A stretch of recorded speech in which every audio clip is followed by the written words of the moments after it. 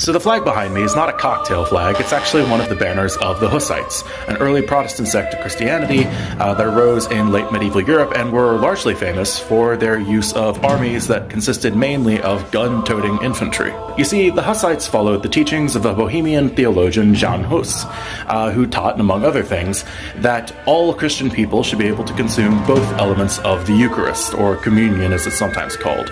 Typically in Catholic Mass, congregants would receive the wafer of bread while the priest would drink the wine himself. Jan Hus taught that everyone in the congregation should be able to consume both the bread and the wine.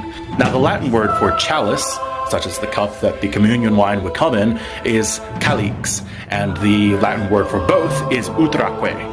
So it makes sense that two of the biggest Hussite factions were called the Calixtines and the Utraquists. And oh boy, were there a lot of factions in this movement. They ranged from more radical groups like the Taborites, who criticized things like monasticism and church government, to people like the Adamites, who believed that if God made us without clothes, well then that's exactly how he wanted us.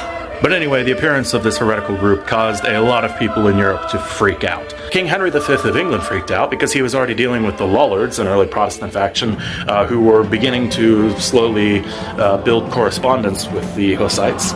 Over in France, even Joan of Arc freaked out and threatened to launch a crusade against the Hussites if they didn't immediately recant their heresies, but she was captured and burned alive by the Burgundians and the English 2 months later after making that threat, so that never happened. Pope Martin freaked out and ordered a full-scale crusade of all Christian kingdoms across Europe against these Bohemian heretics, and the Holy Roman Emperor Sigismund, who had recently been the King of Hungary but had just been elected to his office, realized that he had a claim to the throne of Bohemia now that King Wenceslaus of Bohemia was dead, and decided, good medieval monarch that he was going to come down and restore the true faith to his country. Soon thousands of knights and mercenaries were marching down to Bohemia, vowing to destroy these heretics in the name of God, the Pope, and the Emperor. But the heretics had other plans.